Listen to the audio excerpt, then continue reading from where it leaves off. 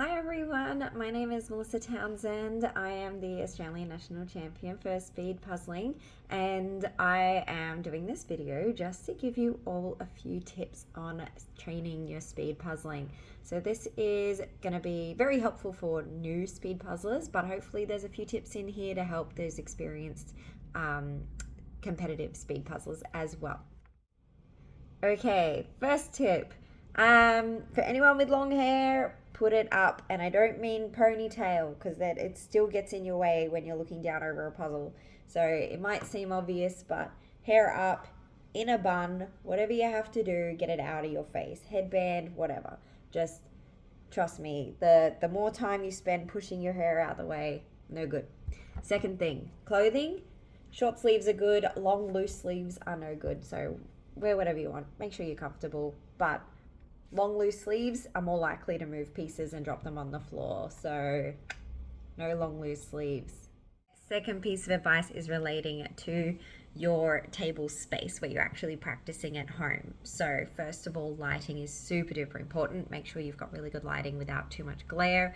The space that you're working with, if you're used to working in a really large space and then you go into a competition, you're going to feel put out by confined to that space.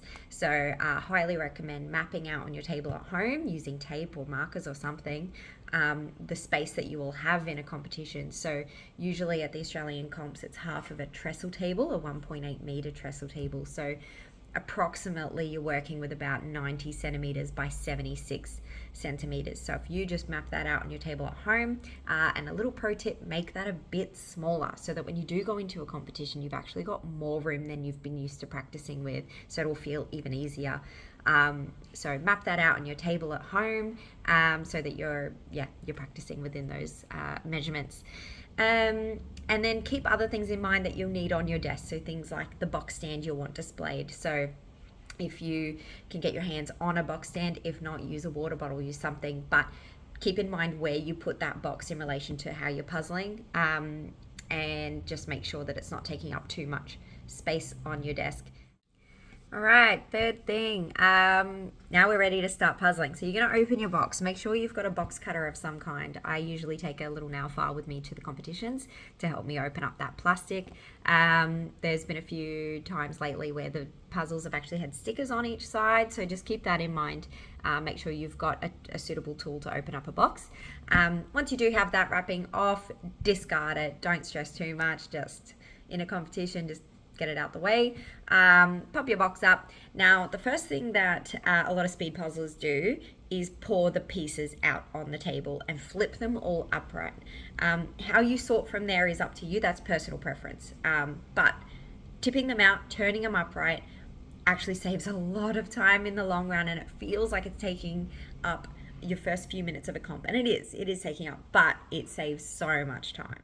Once they are all upright, some speed puzzlers will pull out the edges and just start building the edges. Some will start with a feature item in the middle. There is no right or wrong way, honestly. If we look at some of the best puzzlers in the world, they have completely opposite approaches. So practice your sorting, find what works best for you, and stick with that. Fourth, minimize unnecessary movement. So that means keeping your pieces grouped up on the table. So wherever you want to have them, if you want to have your pieces to the left, in front of you, to the right, doesn't matter. Keep them grouped up. It'll save so much time because your hands need to just go to the one spot for your pieces. And same with your eyes. If you're looking and you've got pieces all the way around the border of your puzzle, that means your eyes have to, if you're looking for a certain section or a certain feature or whatever color, you have to scan all the way around, and that takes time. So if all your pieces are in one vicinity, your eyes can scan them quickly, your hands can then grab them quickly, and you're not having to spend time looking around the border for all your pieces. Okay, fifth tip is practice. Practice a lot. Practice on different types of puzzles, portraits, landscapes, artwork, you name it. Practice all of them. And track your time. So have a timer on your desk so that each puzzle that you do, you can actually see if you're progressing. You can see if you're getting faster. So you can, once you've tracked those times, keep your own personal log. There are certain apps you can do that on. You can also just keep a notepad or whatever it may be, a Google Doc. Keep your time somewhere. There's also a website called My Speed Puzzling. .com, where a lot of puzzlers around the world upload their times. So if you do want to jump on, you don't even have to enter your own times, but if you do want to jump on and just compare where you sit with other puzzlers around the world, it's a really great tool for that. And lastly, attend competitions, whether it's online, state, national. They're really great events. They bring this whole puzzling community together so you can meet like-minded people with the same interests. You can swap puzzles.